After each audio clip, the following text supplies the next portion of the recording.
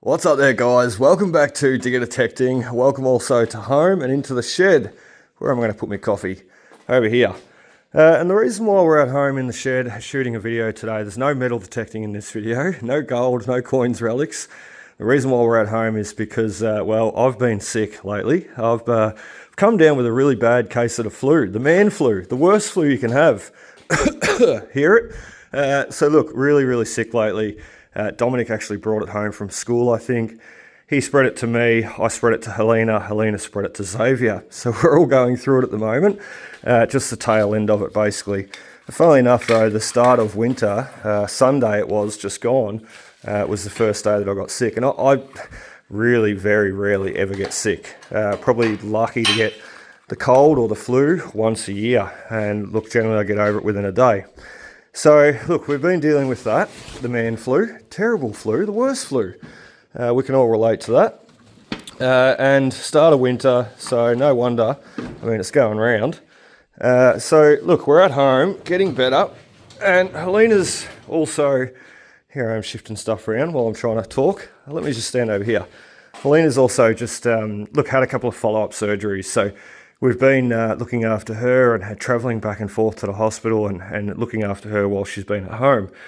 So it's all been happening. And whilst doing that, looking after the boys as well. So just going to do a video at home today. And what I'm going to do is first and foremost clean up this shed because it's terribly messy. We've had a bit of a crushing operation going on in here in the last month or so. Got dirt material everywhere, crushing up and getting the gold. So what I want to do is really clean up the shed today, but most importantly also is get some work done on this Commodore while I'm at home recovering and getting over this man flu, the tail end of it. Shocking stuff.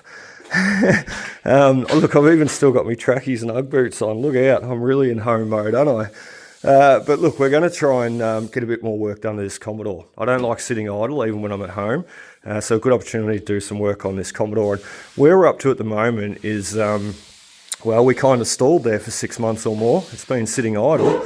But where we are up to at the moment is basically finding the high and low points. There's one right there. And the high and low points, what I mean by saying that is where there's a bit of a stone chip or a bit of an imperfection in the paint left over, and you can really see those areas where I've really hammered hard because of all the stone chips and all the rust that was taking place on the front of this bonnet. So it was pretty bad, and look, there's still some more high and low spots right there. I'm going to zoom you in. That's a great indication right there, and rubbing your finger back and forth, I mean, I can feel a bit of a crater, a bit of a divot in that right there, and that will come out when we prep and paint it, or when we prime and paint it. There's another one there, another one there, another one there. Lots of them. So what we're going to do, we're going to probably need to jump start it. We've started putting them in plastic and taping things up. We've removed mirrors and tail lights, what have you. We're not going to remove windows. We're just going to tape them all up and do a closed door respray. So it's just a matter of covering the windows and basically shutting the door on them. Same thing with the back quarter panel windows and the rear window. But the main thing is today is getting him out in the sun. It's winter, but we've got a pretty cracker day outside. Blue skies, nice mild day. So we're going to get him out in the sun. We're going to give him a bit of a hose down, a bit of a wash, let him dry out. Because otherwise the rust will really set in, the more moisture, because we've opened that paint up. In some accounts opened it up to bare metal, as you can see on the bonnet, so that'll rust off. But look, surface rust, we can always re-sand it back. The main point today though is get it out, fix up any imperfections, just go over it by hand, give it a bit of a clean up, give it a bit of a run, because it has not ran or started. There goes the bottle, has not ran or started in, as I said, probably 6 months or more. So I got him on the jump starter or charger now, just charging that battery. If not, we'll use the jump pack. But let's clean up the shed first to get all this done. As I said, good opportunity while I'm at home today to recover and get a bit of work done on the Commodore, the cheap car project. Let's go. Right, well, I think we've cleaned up enough. Let's put the roller door up. Oh, petrol can. Got to move that out of the way. And first thing I'm going to do is just start this Commodore up, as I said. And we've got to move the other Commodore. Where's the key? There it is. So it hasn't been started in a few months. Oh, put him up to park. Might help if I click the thing in. We've got nothing. Why have we got nothing? Might help if I connect the terminals. Of course. See how sick I am? The man flu, it makes you not think properly. Oh. It's no worse than... It's not the flu either, it's just a cold. Common cold. Let's have a look. Multimeter, 13.7. Nice. So if this doesn't start, we will go grab the jump pack. I'm pretty sure it's gonna though. Hear the fuel pump kick in, we'll give her a few primes.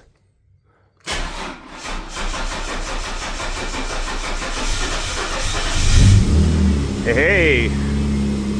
Nearly didn't want to, but it did want to. Just take that off,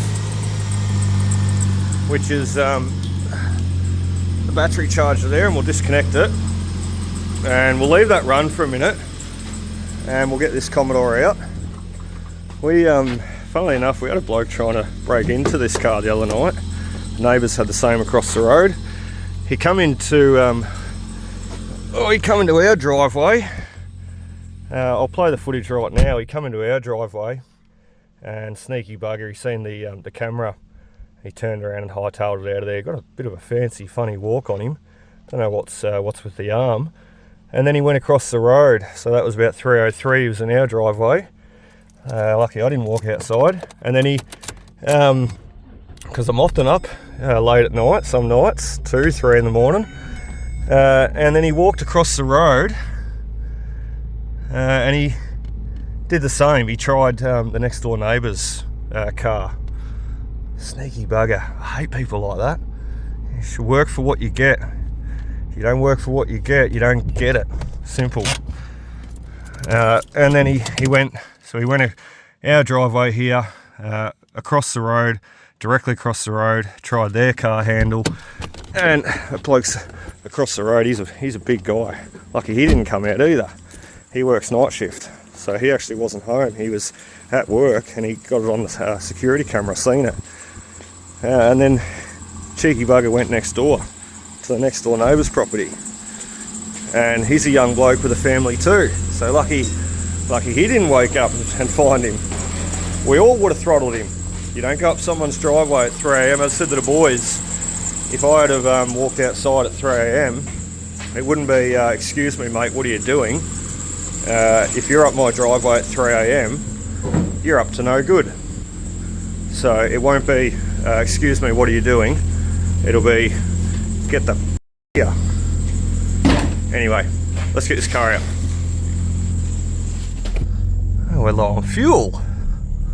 I got no windscreen wipers, so I can't clean the window. A cracker day. A winter's day, what a beauty. Ooh, that happened. Alright, let's just leave it there. We'll leave it run actually for a second. Oh, who did that? That's brand new concrete. Luke, I'm going to blame Helena. It does need new tyres too. I'm going to contact, oh, they're so hard. Tyres, it's rubber. It has a tendency to perish and go hard, and geez, they're hard. I didn't realise how they're like a hard compound tyre now. Let's have a look at the front. Oh, they look a little bit more supple. Yeah, a little bit more rubbery still. Those back ones are shocking. Oh, and look, you can actually see the cracks. If I get out of the sun and zoom in, see the cracks coming in the tyre? That's from the tyre perishing. And as I said, it's like a hard compound rubber now. That would blow out. Give it time. 100 k's on the road. I mean, they need to be replaced, as I said, but give it time. That would definitely blow out. Yeah, that one's no better. Look at them. All the cracks in them. Shocking.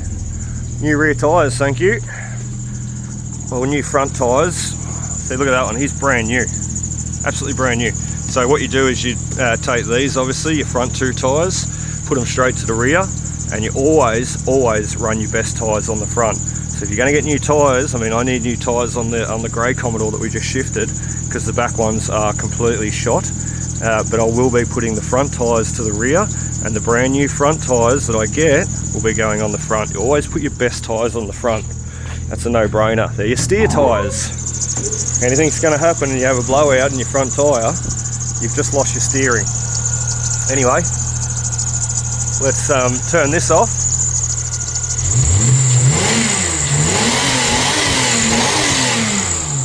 And let's make a start.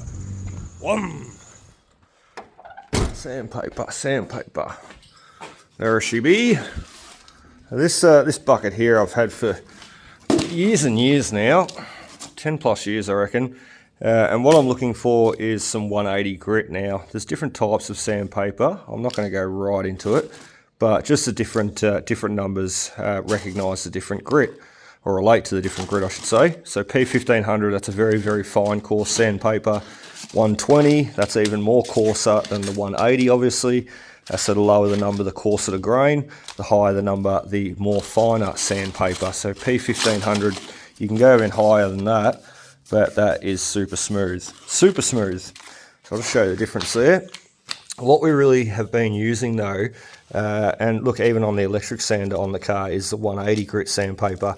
We're just trying to knock off all that rust. So look, even this 120 here, it's a bit heavy, a bit coarse, but you could use it most definitely, and then fine it off with a little, a little bit higher grade sandpaper, such as your 240, your 360, your 400s. Look, P80, that's a very, very coarse sandpaper.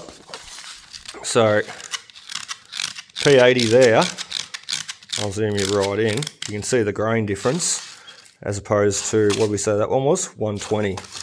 So 80, 120, 1500. You can really see the difference there. So we're going to be using, as I said, similar to a 180 that we can find in the bucket here. Oh God, there's so much. Let's just tip it all out. I said 10 plus years of collecting. Oh, something cool that happened before. Let me show you. This is funny. I was moving all the, doing cleanup. Cleanup being just pushing everything into the back room here.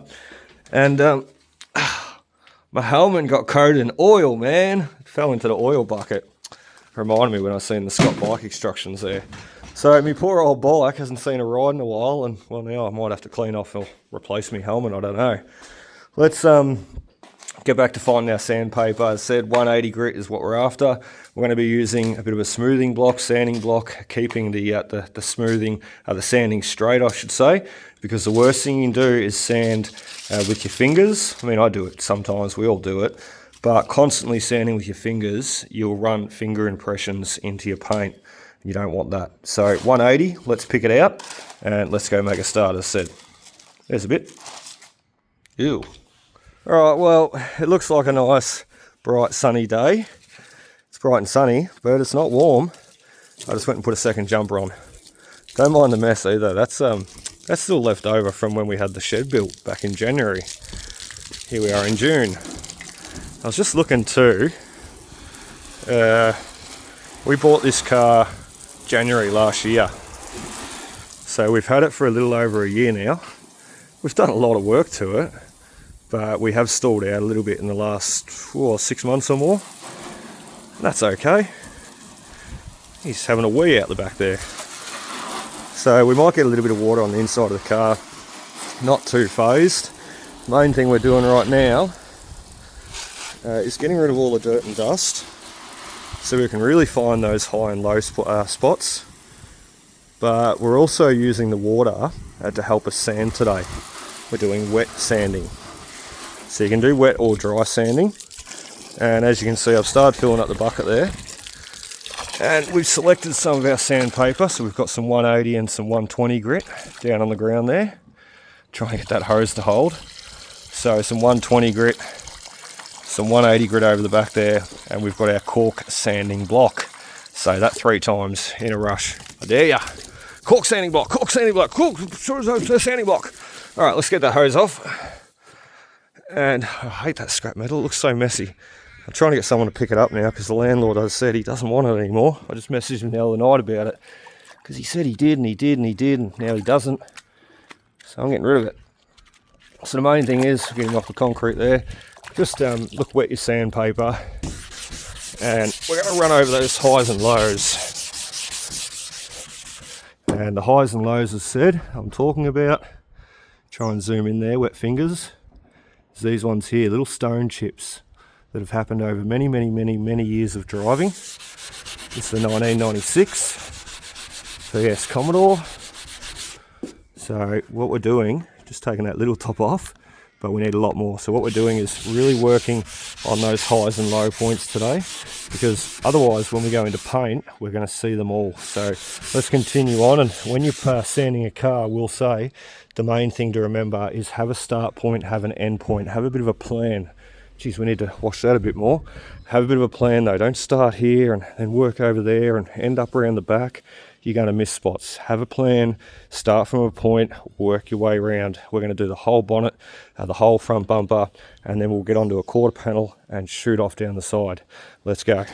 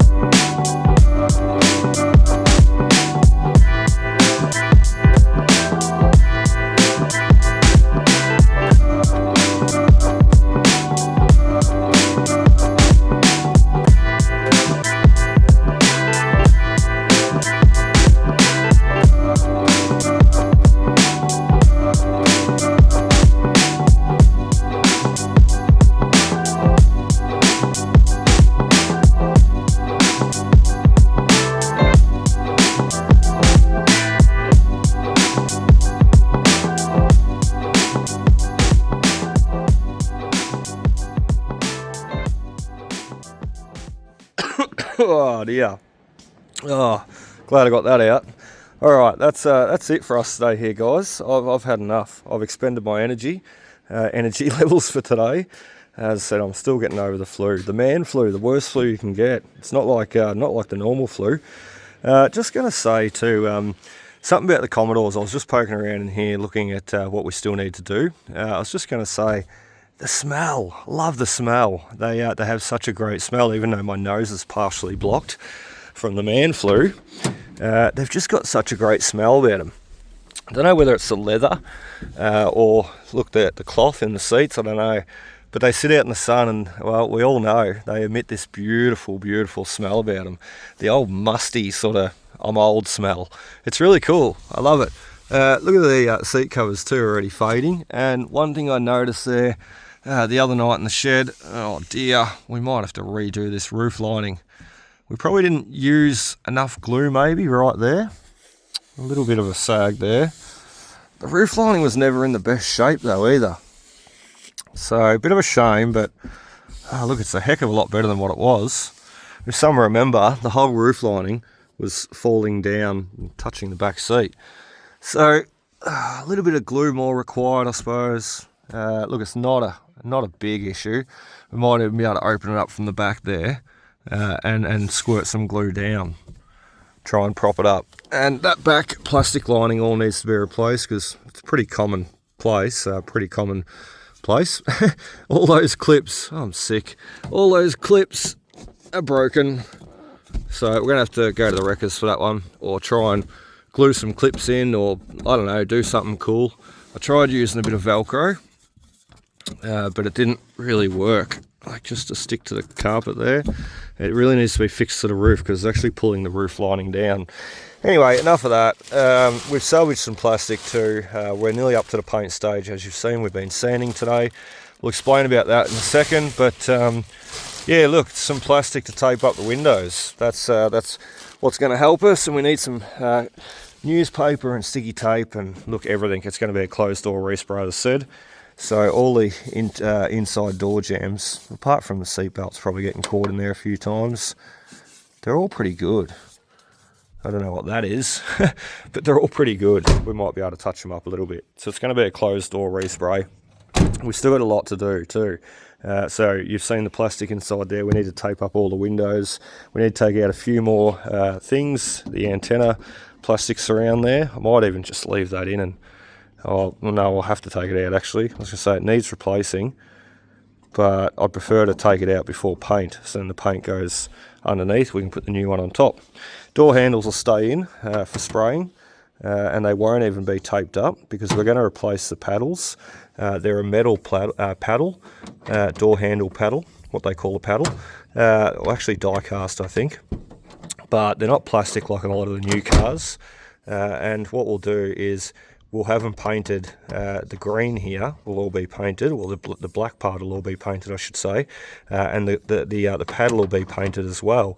But the trick is, what we'll do is we'll replace them with some nice, pretty chrome paddles, like I've done in the past. So, point being, the black will be all color coded, matched in with the green of the car, and then we'll just replace the paddles with some chrome ones, as I said, make it look all fancy like.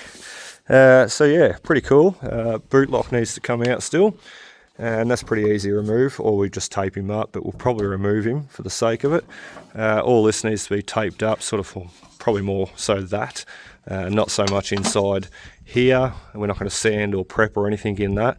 It can just get a flick of the paint and the tail light will go back in.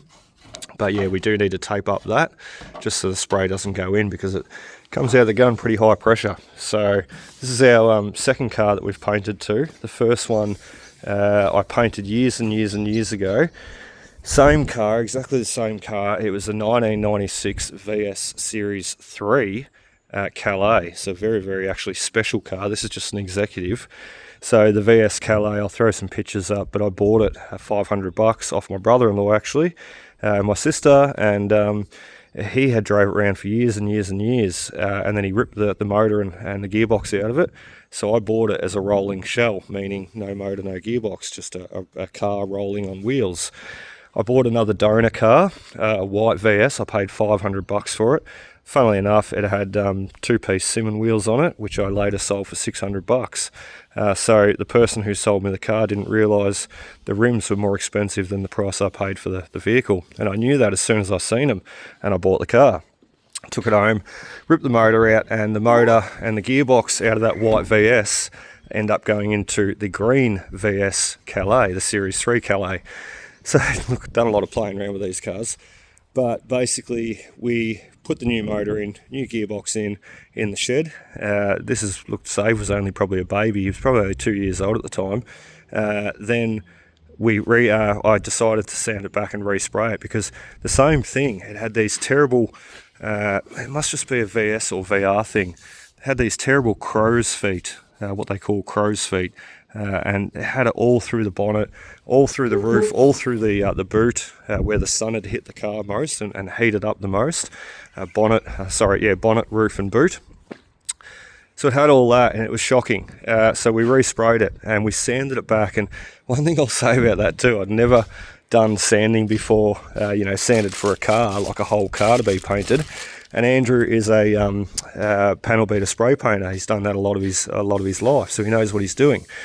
So with the help of Andrew, or with the guidance of Andrew, just asking him questions, I went ahead and started prepping and sanding that car, the old VS Calais Series 3. And then I got Andrew to help me paint it. In actual fact, I painted some of it and he painted the rest, because it was a two-tone, same green as this, but it had the grey underneath. So it was the green and grey two-tone Calais. So yeah, look, we painted it, and I'll throw some pictures up. It come up an absolute treat, a real treat. And later I ended up, getting rid of it, and I should never have done that. It had leather interior, VS Senator leather seats. It had... look, I know I'm going on, but it's a beautiful car. Anybody that appreciates their Holdens, their Commodores, they'll know what I'm talking about. Had leather Senator racing seats. It had your velour, wood grain velour and leather door trims. Beautiful. Had your wood grain inserts in your dash and your centre console. It had rear leather Calais seats. Look, it was an amazing car. And those sorts of things now, they go for big dollars. I'm talking tens of thousands of dollars, not like the old Executive here. But when we're finished with this is going to be a gem in the rough. It really is. So all the plastic there, we're going to start taping up very soon. What you've seen today, we've had some fun.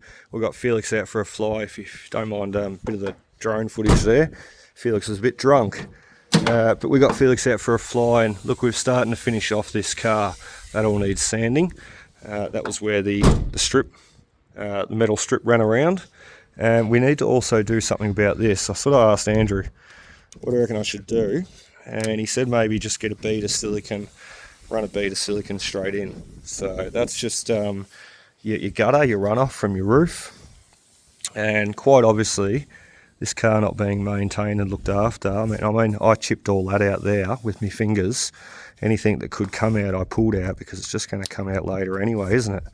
But obviously this car not being washed or kept in a bit of a damp, mouldy place with some leaves or what have you, condensation building up, that there has chipped out all that, all the old factory silicone there. Let's have a look on the other side. Love playing around with cars. Good fun. Good hobby to have. Yeah, see, look at that. It's just going to come out anyway. So take out what we can get out. I think the best thing we can do is probably run some really coarse, rough sandpaper in there. Really rough that up. Get out any more bits that are going to come out naturally like that, or with ease. And then we just, as Andrew said, run that bead of silicone straight through. Polyurethane, silicone, Sikaflex, whatever it's called. Not blocking the gutter up, but just creating that layer, just connecting those bits together and filling in all those cracks. I think that's the best idea. And a lot of your moulds that go in, screw into these pieces here and run around, they should hide a little bit of that. Not much, because they don't go in there, but they should hide just that little bit of it. So, and look, it's only our car anyway. It's not going anywhere. We're only doing it up for ourselves. Bit of a weekender. The cruiser. The green machine. Anyway, hope you've enjoyed a bit of a fun video whilst we're at home recovering, recuperating from the man flu, the worst flu you can get. And look, we'll be back out the bush, swinging that detector very soon, looking for gold and looking for coins and relics, because I've got a few really kicker coin and relic sites to come and or to go in future. We just need to get there. Hope you enjoyed, guys, and I look forward to seeing you on the next.